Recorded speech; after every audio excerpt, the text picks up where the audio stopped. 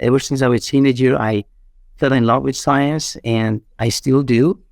But because I'm a believer, I like to prove God through science. There's nothing wrong with that. Because at the beginning, God created the heavens and the earth, and the heavens consist of everything.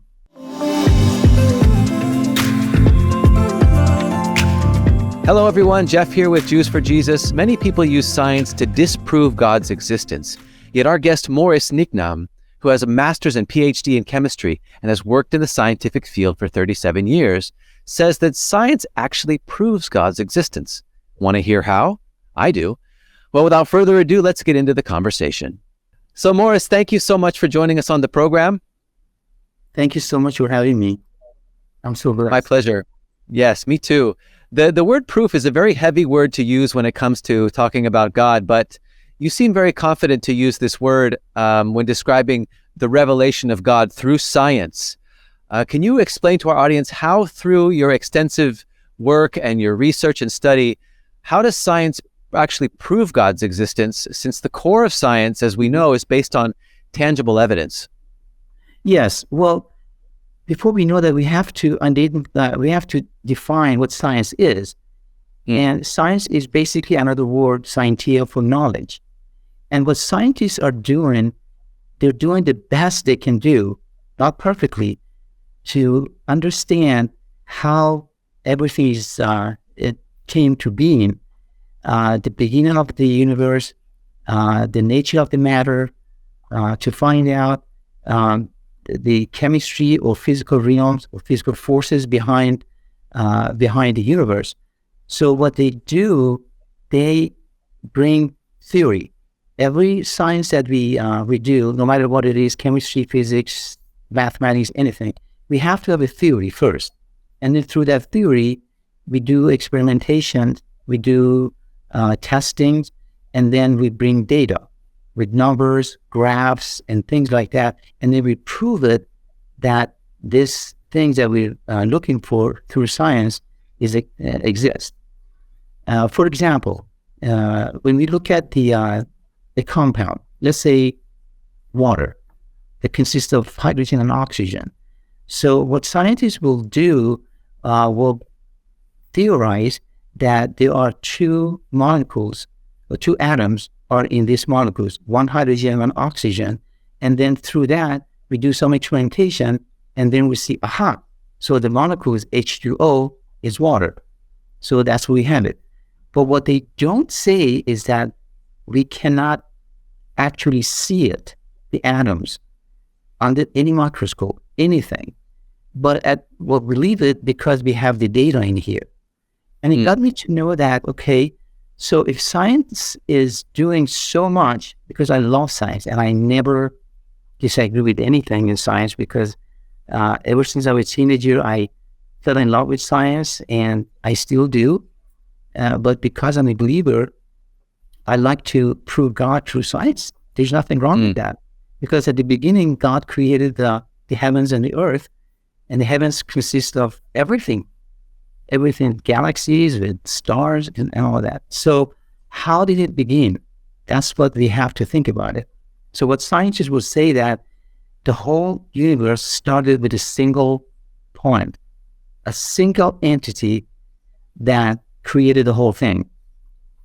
And a scientist by the name of George Romer, he was a Belgian cosmologist, and as a matter of fact, he was a Catholic priest when he was creating this Big Bang theory in his mind. So the Big Bang theory came to a big theory for scientists or scientific community, that the whole thing started. And I said, okay, if the Big Bang theory is the beginning of the whole thing, but not God, then what is involved in Big Bang theory? I mean, you're supposed to know that because you're a scientist and you have to believe in it.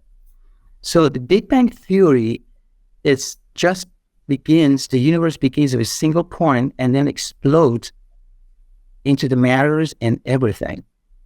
And I said, if that explodes, what is involved in this explosion? And I don't want to just go back and go through the whole scientific knowledge behind it because it can get boring. But the thing is that single point, the density, it has a density and it has a temperature. And the temperature is so hot, is about 200 trillion Fahrenheit. Can you imagine that heat that much? No, I can't imagine 500 Fahrenheit. No, you can't, because it's really beyond any comprehension. But they calculated that, the science. And then the density of that, how do I describe that? Let's say the density of water is 100 kilogram per cubic centimeter, just 100. Just remember the 100. Now, put 88 more zeros, 100.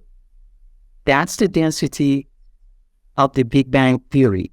So for having this single point and then that explodes into the matter is beyond any comprehension.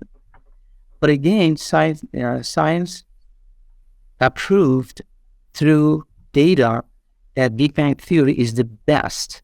They're not saying that this is absolute, is the best theory that we can explain how everything came to existence. And then I thought, okay, can it be Big Bang theory in supernatural realms? Can it be a supernatural things about Big Bang theory? Can it be God who created that from this? Maybe. But God spoke. When he spoke and things came to being, it wasn't the explosion. It was an order to it. There was an order to that. And that's a good point, because explosions don't usually create order. It creates disorder, in fact. Right. So then I wanted to go more deep into the matters, and I thought so let's just ask a question. If you are a person, you want to create the universe, what do you need to make that? What are the components that you need to make the world, the whole galaxy, the whole world? And I thought, okay, first we need time. It has to be the beginning of the time, and then you need the space in order to have everything in the space, and then you need the matter. So if I need these three components, then something or some agent, something has to create the time, the concept of time. And it just blows my mind that it has to be some intelligence. It has to be something beyond our understanding. It has to be something that has infinite character in it, not finite. It should be infinite. It has to be something that creates the time, and then the space, and then the matter. And then when the matter comes into being, then the whole universe comes to being. And so essentially it has to be timeless, spaceless, and immaterial. Correct. So then I said that has to be God in there. And I thought, okay, now we created the universe. So how do we come from? How? Not the timeline or anything, but what made us, come to existence? And it's very simple. It's very simple. It is just the molecules, the DNA, that came to our formation, that created us, created me, created you in different ways. But scientists cannot prove this one because it starts with amino acids, and the amino acids is the basis for creating human being. And I thought, where do they come from, these amino acids? Right. They're saying that, primordial soup, that's what they call it. That's primordial soup, which is impossible to make these amino acids. Because when you're a chemist, if you want to make something, you have to have the reactants, and you have to have the right conditions. You have to have the right catalyst. You have to have the right temperature, right pressure, all the experimental things in order to make the product. So in order to have this one in billion years, 13.5 billion years, that's what they're saying, that the Earth was created 13.5 billion years ago. So many things can change. There are volcanoes, there are storms, there are so many things can destroy the reactions. for 13 years. If the amino acid is right here, you want to interact with the other things, where would this catalyst, where would the condition, the right condition? You have to have the enclosed environment in order to have something to be created or to be made as a product. But what people don't know, the structure of DNA, that's what makes me really fascinated. What is DNA? And I looked at the DNA. It's a molecule that has so many components in it, but I'm going to make it very easy. There are 4 components in DNA that makes you and me different and the whole other people. The 4 components there are 4 bases. I don't know if we were talking about these bases. It has the sugar, phosphate, and these 4 things. These components, they have to come together in the right condition to make DNA. And then when DNA is formed, then it has to be right condition to make you and me as human being. So these 4 components is just the adenine, guanine, thymine, and cytosines. I can send these to you. And then the scientists abbreviated these as ACTG. A as an apple, C as an capital, T as a Tom, and G as a George. ACT. So if you remember this ACTG, combination of these makes the DNA genome. Have you seen those crime shows or other shows that they see the DNA testing and it says AATTCCGG, so many lines like that? If you go to YouTube and you can see that one, this is only the 4 bases, 4 components. That combination of these makes the gene. And for example, for let's say for me, I have brown eyes. So if you can get the extraction of the DNA from my eye, it would be AATTCG, different combination of that to make it brown. For somebody else with the blue eyes, it's going to be different components. Okay. So that is amazing that God created these only 4 components to make human being. And that's fascinated me.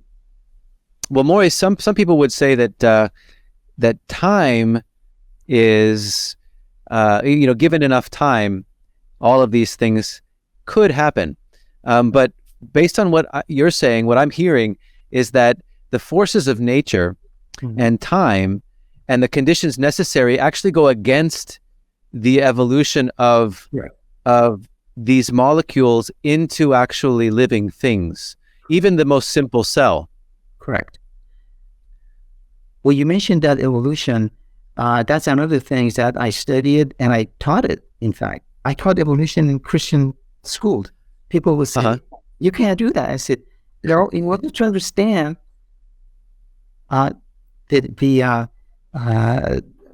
nature of God, you have to understand the nature of human being, what they're doing with their theories, like evolution. Evolution is a theory, and I don't deny it. That evolution is gradual process that leads to something like creatures, like animals or anything, but it's very incomplete. Some people say that evolution is lie. I don't agree with that, but I agree with inconclusive and inaccurate, because what they're doing, if you look at the evolutionary charts of everything, I showed my students the evolutionary chart of a horse. How did the horse come from? So you can see bits and pieces in here, but there's so many gaps in between. Any single evolutionary chart that you see, there are many, many gaps because they don't know what happened. And there are so many animals and so many creatures that evolution cannot describe how they came to be. If you want to know one example, there is a woodpecker, Australian green woodpecker, that has a really long tongue. It's about maybe a foot or so, that wraps around his neck. So if the evolution is correct and it's gradual, process, that tongue will choke the bird to death. And the scientists will say that, says that cannot be through evolution, because the gradual process for making this tongue around the neck, that's not going to happen. It's going to choke the bird. And so it would have to be that long already. Correct. And there's so many other things, like, skunk. If you look at the skunk, when skunk, spray the back smell, actually there's a chemical factory inside the skunk. There are two components that they react immediately and make a product and spew the whole thing out. So how would evolution would create these two reactants and store it then, not to react until the animal will see the threatened or something and then release it? Even scientists cannot describe that. There's so many other examples that. Of course. The scientists really confronted me before because I told them about everything that I told you. And they asked me a big question. They said, how would the carbon dating not being able to describe the age of some of these fossils that they found? Because all the fossils, according to the calculation of the carbon dating, will be millions of years. And when you look at the carbon dating, again, this is the inaccurate calculations because it's based on estimation, and it has to be in an enclosed environment in order to calculate these carbon dating. Because something is dead, let's say 1,000 years ago. So there is carbon-14 in that animal, and the carbon-14 is going to dissipate slowly and turn into carbon-12 and isotopes. And then scientists should go back and calculate how much carbon-14 was in that creature and how much it lost, and then calculate by the mathematical equations in order to find out how old that creature was. But they're all estimated, and to me, it's totally inaccurate because everything by estimation, to me, it's not 100% science. So that's something that, people should to know, that carbon dating data, people just understand, okay, but the scientist says that carbon dating says this creature at the age of 14 billion years or 14 million years. How do you describe that? And they believe it, not going through the process of calculation of the life of this creature or whatever it was. So that's another thing that I found, that this is something that is inaccurate, but God is 100% absolute, but science is not 100% absolute. It's always unknown in science. There's many things in it. There's so much gap between the data. It's not completed. Thank you so much for sharing your wisdom and your decades of study and work with us here. Thank you so much, Moris. Thank you so much. Thank you. Appreciate that. God bless you. If you like that conversation, you're not going to want to miss the next one, where we'll be discussing the words supernatural and faith, and if they have any place in the scientific community. If you enjoy these conversations with Jewish believers in Jesus, make sure you hit that like button and subscribe to the channel. And if you'd like to see more and hear more about Jews for Jesus, you can do so by going to our website at jewsforjesus.org. You can even chat with us live and anonymously. And don't forget to follow us on Facebook and Instagram. And may you all find peace and hope in Yeshua, our Messiah.